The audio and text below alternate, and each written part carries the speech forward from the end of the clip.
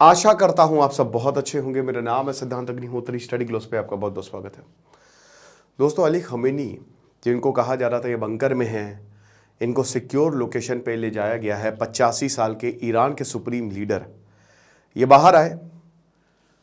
लोगों का मजमा जमा आप देख ही सकते हैं तेहरान की कैपिटल में। और इसके बाद अली खमेनी ने एक तरीके से जंग का ऐलान कर दिया कि अब तो जंग होगी और इजराइल बचेगा नहीं। इन्होंने साफ साफ ये बोल दिया कि Israel will not last long. तो बात करेंगे क्या इंपॉर्टेंट बातें बोली हैं, लेकिन उससे पहले हमारा आज बस अब 12 बजे सेल खत्म हो जाएगी।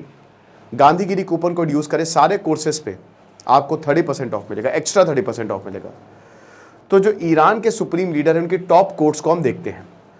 तो आयतुल्लाह अली खामेनी ने ये कहा है कि सबसे पहली बात कि जो गाजा में, देखिए गाजा तो अब खत्म ही हो गया है और ऐसा बोला जा रहा है, देखिए इजराइल की सेना गाजा से बाहर नहीं निकल पा रही, ये बात मान के चलिए।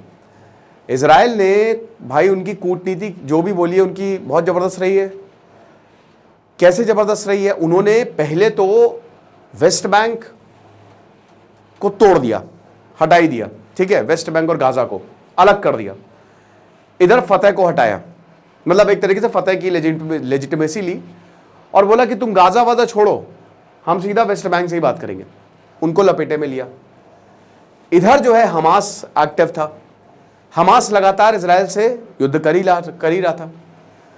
अब इस बार 7 अक्टूबर को हमास ने हमला कर दिया।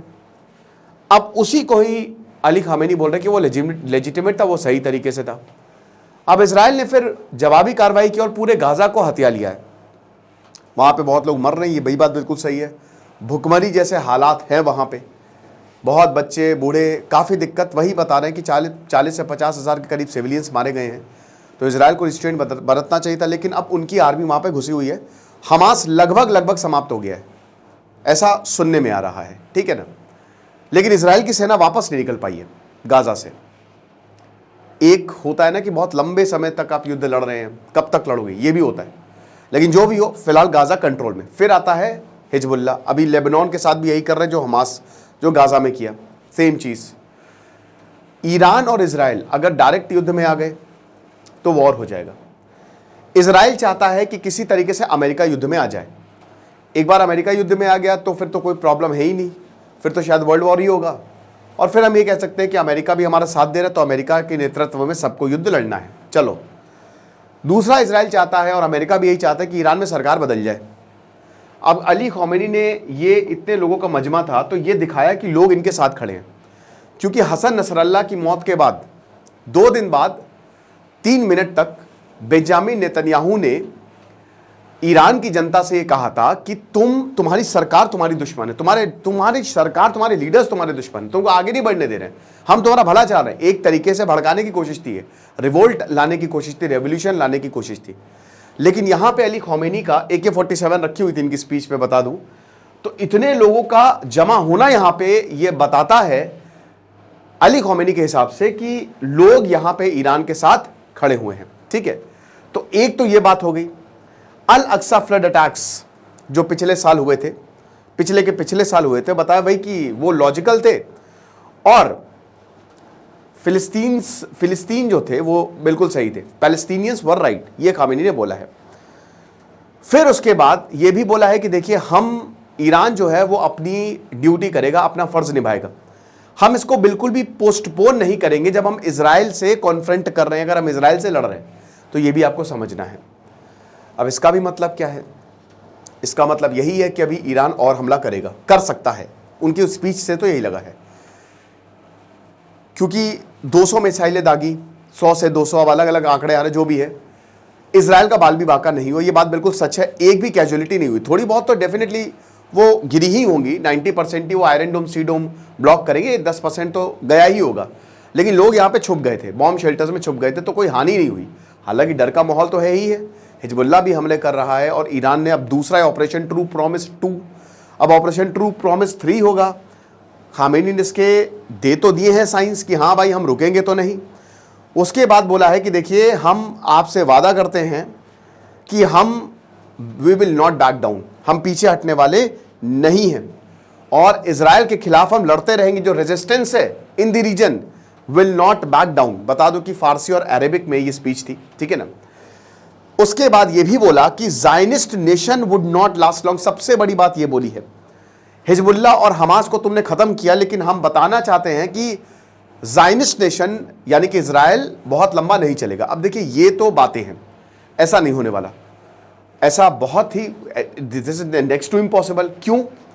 क्योंकि यहां पे सबसे पहली बात तो इजराइल जो है वो एग्रेसर है और इजराइल जमीन चाहता है। वो जमीन हमेशा से चाहता था, जहां उसको 1948 में जमीन मिली, अब वो आगे ही बढ़ेगा। अब वो जितनी जमीन होगी वो हथियाएगा, ठीक है ना, मान के चलिए। अमेरिका का सरदर्द तो भाई इलेक्शन है। अमेरिका में भी अब थोड़ा सा ये हो रहा है कि भाई अमेरिका हर चीज़ में क्यों घुस रहा है, लेकिन हम सबको समझना पड़ेगा इसमें सबसे ज़्यादा अमेरिका का फायदा है ना। मैंने आपको बताया भी था कि अमेरिका की जो दुकान है वो हथियार बेच के ही चल रही है, तो सबसे ज़्यादा मुनाफा तो उनके हथियार बेचने वाली कंपनी को ही हो रहा है ना। तो अमेरिका क्यों चाहेगा युद्ध रुके, है ना। उसके बाद यहाँ पे एक बहुत बड़ी बात बोली है कि मुस्लिम नेशंस को साथ में आना पड़ेगा, ठीक है ना। Iran to Gaza, Lebanon, Afghanistan, Yemen, सबको साथ में आना पड़ेगा। ऐसा कभी नहीं होने वाला। मुस्लिम वर्ल्ड बटा हुआ है, बट गया है ना। सऊदी से लेकर, कतर से लेकर, बहरीन से लेकर, यूएई से लेकर, कुवैत से लेकर, जितनी भी गल्फ कंट्रीज आपको दिख रही हैं वो सब अमेरिका के साथ है। टर्की ने बात बोली है, सऊदी इब्राहिम अकॉर्ड 2020 पे सुडान, सऊदी सब तो साथ में आ गए थे इजराइल के साथ, है ना। हालांकि ये भी डेंजरस है इजराइल के साथ में आना। आप क्या समझते हो, इजराइल कह रहा हम आपको टेक्नोलॉजी में कौन से बग होंगे, कब कहीं पेजर फट जाए, ये भी भाई कंट्रोलिंग ही है एक तरीके से। तो बहुत टैलेंटेड हैं यहूदी, आप ये समझिए, है ना। तो डेंजरस बहुत ज़्यादा है इजराइल की। तो ऐसा लग रहा है कि ना दोस्ती अच्छी ना दुश्मनी अच्छी। भाई दुश्मनी करोगे तो मारेगा, दोस्ती करोगे तो पता नहीं क्या फिट करके तुम्हारे घर में भेज दे। ये भी एक दिक्कत की बात है। चलिए जो भी है सही है, लेकिन अब मिडिल ईस्ट कह रहा है, ईरान कह रहा है कि नहीं, हम तो ये है कि सारे इस्लामिक देशों को साथ में आना पड़ेगा। कोई साथ देगा ही नहीं। सऊदी बोलता है, चुप हो जाता है। सब खाली निंदा कर रहे हैं, और निंदा शब्द बहुत बढ़िया होता है। हम निंदा करते हैं तो सब निंदा कर रहे हैं, ओके। कोई साथ नहीं दे रहे हैं। और क्यों दो भाई, उनका भाई आपको जो देश आपकी मदद कर रहा है आप उसके खिलाफ थोड़ी ना जाओगे। अब यहाँ पे अली खौमेनी कह रहे हैं कि 7 अक्टूबर का जो अटैक वो लेजिटिमेट, 1500 लोग मर गए। और कैसे कोई भी एक, देखिए इंसान चाहे इजराइल हो चाहे ईरान हो, मर्डर को जस्टिफाई नहीं कर सकता। अगर कोई इंसान कत्ल को, बेगुनाहों के कत्ल को जस्टिफाई कर रहा है, चाहे वो इजराइल हो चाहे ईरान हो, तो आप समझ सकते हैं कि वो कैसा है। आप इसको ऐसे आंकिए, है ना। ऐसे अगर आपको किसी को भी जज करना तो वैसे ये पैरामीटर होता है, राइट। तो बोल रहे कि सबको साथ में आना पड़ेगा, बट वही है कि ईरान इस समय बिल्कुल अकेला है ना, बिल्कुल अलोन है।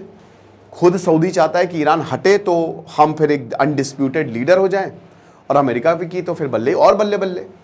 तो यही है। तो ये तो ऐसा होगा नहीं।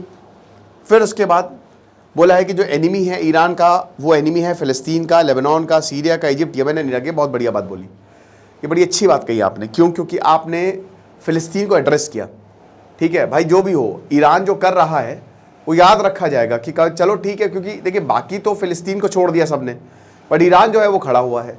तो एक तरीके से ये चीज़ इस्लामिक वर्ल्ड में बहुत बढ़िया तरीके से जाएगी, है ना। तो बताया कि जो दुश्मन है वो सेम है, और special method and works everywhere, एक स्पेशल मेथड है, उसी हिसाब से काम करता है। कंट्रोल रूम भी सेम है, ठीक है। अब यही आपको बता दूं कि यही ईरान जो है 24 सितंबर को मसूद पज़ेश्कियान जो है वो कह रहे थे कि हम जो है वो शर्तें बदलने को तैयार है, जो न्यूक्लियर प्रोग्राम है। यूरोप और अमेरिका से साथ में आने की बात कर रहे थे, यही ईरान। तो सब क्या बताएं, वही चीज़ है। सैयद नसरल्लाह के लिए बोला कि नहीं, बहुत बढ़िया थे, बहुत अच्छे फाइटर थे, करेजियस थे, ये फलाना धमाका। और तो ये बड़ी बातें हैं। अब देखिए मेन मुद्दा क्या है, इजराइल और ईरान क्या युद्ध में आएंगे। अगर युद्ध में आते हैं तो वर्ल्ड वॉर 3 की पॉसिबिलिटी बहुत ज़्यादा बढ़ जाएगी। ये ग्लोबल वॉर हो सकता है, इसमें बहुत सारे देश, अमेरिका आएगा, कूदेगा ही कूदेगा, है ना। तो ये देखना होगा कि आगे क्या होता है। लेकिन एक चीज़ तो है, लग रहा था कि कॉन्फ्लिक्ट दबेगी, दबी नहीं है, क्योंकि ईरान ने ये बोल दिया है कि हम हमला करेंगे। ये उनके सीधे वर्ड्स हैं अली खौमेनी के। उनके लीडर नहीं बोले कि हम करेंगे हमला, चाहे जो हो जाए। अभी ये इतना आसान नहीं है, तुम मारोगे तो हम भी मारेंगे। तो ये कहाँ जाके रुकेगा ये भगवान ही जाने। और याद रखिए कि अगर ऐसा होगा तो तैयार रहिए, खर्चा बढ़ेगा आपका। Thank you so much.